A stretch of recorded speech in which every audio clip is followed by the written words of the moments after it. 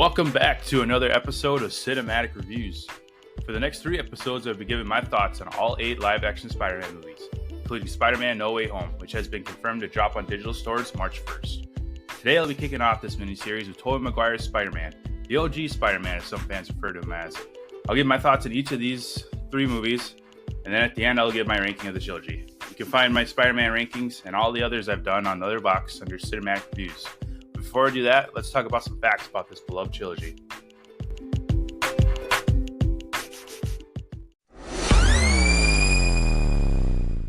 Sam Raimi directed all 3 movies in this trilogy. He was slated to return for a 4th film that would have been released in May 2011.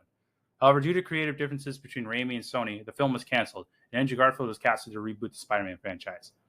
Spider-Man 4 would have seen Tobey's Spider-Man battle the Vulture, played by John Malkovich. Malkovich would have portrayed a more menacing Vulture and not just an old man in a suit. After seeing Keaton play a terrific version of the Vulture, it's hard to see anyone else in that role, even the great Malkovich.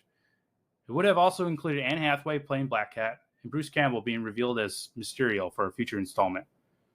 The Vulture was actually considered for Spider-Man 3 instead of Venom. Sam Raimi then decided that Sandman should be the only villain in order to continue the trend set by the first 2 installments. Sony put their foot down and shoehorned Venom in at the last second. The box office for Raimi's trilogy is really impressive. Spider-Man grossed $821 million back in 2002. Spider-Man 2 with $794 million in 2004. And Spider-Man 3 in 2007 with the most at over $894 million, despite its backlash. After being injured on the set of Seabiscuit, Tobey was to be replaced by Jake Gyllenhaal in Spider-Man 2. However, Tobey ended up recovering, and 6 months later began filming the sequel. As we now know, Gyllenhaal went on to play Mysterio in Spider-Man Far From Home. Out of respect, all the promotional posters and teaser trailers for the first Spider-Man movie with the World Trade Center being shown were pulled after 9/11. So with that, let's jump into Tobey's Spider-Man trilogy. I remember seeing Spider-Man in theaters back in 2002 like it was yesterday. I was living in Germany at the time, and I was really excited after seeing the first image of Tobey in the suit. My whole family went to see it opening weekend. There were so many people that the theater had to set up folding chairs along the walls in order to fit as many people as possible at each showing. It didn't matter though, because they ran out of chairs and my dad had to stand the whole 2 hours. The exposure I had to Spider-Man was the 1990s cartoon and the few comic books I had read. The first Spider-Man movie made me the giant Spider-Man fan I am today. After seeing it for the first time, I was hooked. I grabbed every Spidey comic I could get my hands on. After rewatching Spider-Man dozens of times over the past 20 years, I still really enjoy Tobey as Peter Parker / Spider-Man. As Peter, he's nerdy and awkward, and as Spider-Man, he's confident and charismatic. The suit is very iconic, and I love it. The reason he is my third favorite Spider-Man, though, is because Tobey, in my eyes, was too old for the role at the time. To me, Peter's very young-looking and more kid-like. It would have worked better if Raimi introduced us to an older Peter Parker and used flashbacks to tell his origin story with a young actor. Even with all the flaws, Tobey's Spider-Man is still very iconic and nostalgic, especially the scenes where his suit is torn up. He and the movies themselves aren't without their flaws, though. Crying Tobey is a bit cringy now. Those scenes would have definitely benefited from a couple more takes, especially the Uncle Ben death scene. It's one of the most iconic moments in Spider-Man's story, so I wish they would have taken some extra time to do it justice. Some of the CGI is definitely a victim of its time, but I think it still holds up for the most part. The obvious mannequin Spider-Man swinging with Mary Jane is still really cringy. There are dozens of other ways they could have done that shot, like a stunt double, for instance, or even just some CGI. The biggest issue I have with the first Spider-Man movie is the Goblin suit, particularly Raimi's choice with the mouthpiece. In some scenes you can see Dafoe's mouth, and in others it's just a black space. I personally prefer it being just a black space, but honestly, just pick one or the other, not both. Now on the topic of Willem Dafoe, I think he killed it as Norman Osborn / Green Goblin. I really enjoyed the crazy violent take he did on the character, from the split personality, to the voice, to the different pumpkin bombs he used throughout the film. He was merciless and terrorized New York like Green Goblin would. I'm not a huge fan of the suit, but it's definitely a Sam Raimi suit like the Spider-Man one. It fits in the weird universe he created. In first drafts and test footage, the mask was originally going to be more Goblin-like and animatronic. Sony decided it would be too terrifying for the younger audience, so they went with a more metallic-looking helmet instead. Like Keaton as Vulture, it's hard seeing anyone else play this role instead of Dafoe. He helps the movie stand up against all the other early 2000 superhero films. The relationship between Peter and Mary Jane is definitely the weakest out of all these 3 movies. Tobey and Kirsten have very little chemistry together both on and off the screen. The audience is told that these 2 characters are supposed to be together instead of just showing us. There are no emotional ties with the relationship for the audience like they did with Garfield and Emma Stone. However, visually, Dunst looks very comic accurate to the Mary Jane in those comics. The red hair and the outfits were very pleasing to the audience, especially the Spider-Man fans finally seeing her on the big screen. Now with James Franco's Harry Osborn, this wasn't his best role. The lines they gave him didn't make sense half the time, and the direction they went with the character was very unlikable. James Franco is a fun actor to watch, but this was definitely not the role for him. The whole idea of Harry dating Mary Jane, knowing that Peter is in love with her, was just really bad writing. If you know your boy's in love with a girl, don't immediately start dating her. Throughout the trilogy, we'll see his character become even more ridiculous and likable, especially in Spider-Man 3. Overall, the first Spider-Man movie is very fun to watch and is one of the most iconic superhero movies in history. The opening credits scene and the score is very nostalgic. J.K. Simmons as J. Jonah Jameson is easily one of the best casting choices ever. No one was more born to play a role than him. I am very lucky to have grown with all these three Spider-Man actors, starting with Tobey when I was 8 years old. Spider-Man 2 has been called one of the greatest superhero movies of all time. Some fans have even put it up against Christopher Nolan's The Dark Knight. Although Spider-Man 2 is a really fun superhero movie, that argument doesn't hold up. The Dark Knight is in a different category of its own, but that discussion is for another time. Spider-Man 2 is by far the best movie of this trilogy, but it does not hold up as much as fans say it does. The CGI is still a victim of its time. The Mary Jane character is still poorly written, as well as the relationship between her and Peter. James Franco's Harry Osborn is still not a compelling character, and Tobey's Spider-Man is still my least favorite of the three. Now that I got the negatives out of the way, I can go into talking about what I love with this movie. Alfred Molina's Dr. Octopus is the best villain of the trilogy, and probably one of the best on screen in general. He's a very compelling character who lost everything while trying to finish his life's work. He lost his wife Rosie in an attempt to give the world an infinite amount of energy with the power of the sun. It's heartbreaking to see him go from savior of the world to one of its most violent criminals. The surgery room scene does a great way of showing how powerful and scary the mechanical arms can be. That was such a horrific scene to watch, especially for young viewers. This isn't surprising due to Sam Raimi's horror background with films like Evil Dead and Army of Darkness. Molina is one of the main reasons that this movie is a top Spider-Man film. The action scenes are also the best of the trilogy, from the bank to the runaway train to the final fight at the warehouse. The bank fight has one of my favorite shots. It's when Doc Ock has Spider-Man raised up and two of his arms are slowly crushing his head in.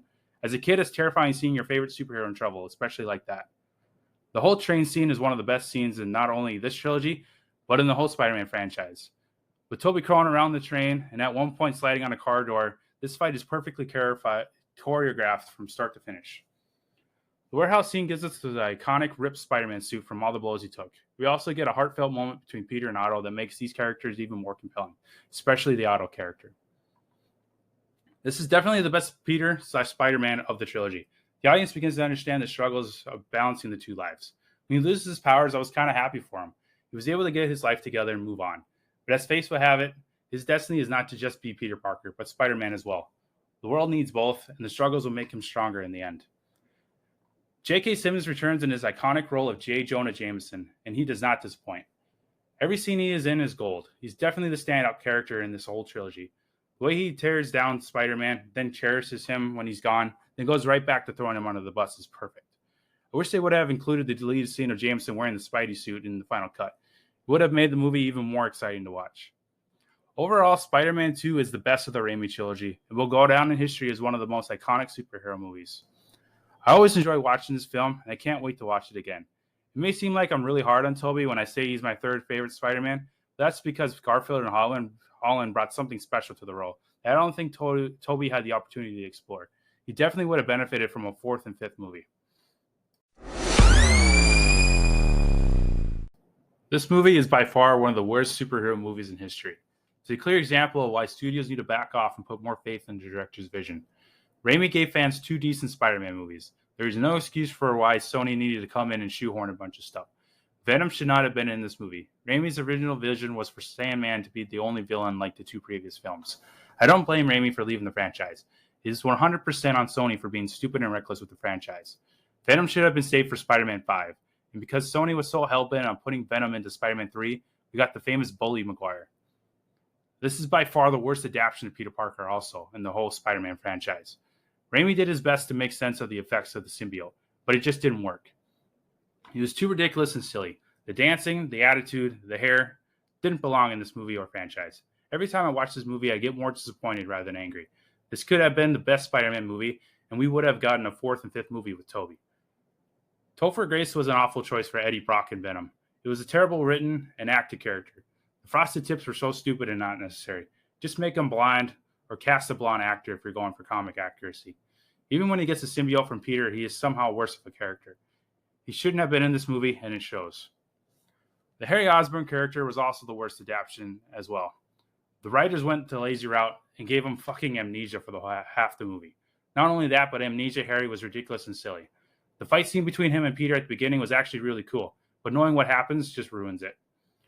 The updated glider and the suit looked really cool, and I would have loved more of that conflict throughout the film. I honestly felt nothing when Venom killed Harry at the end.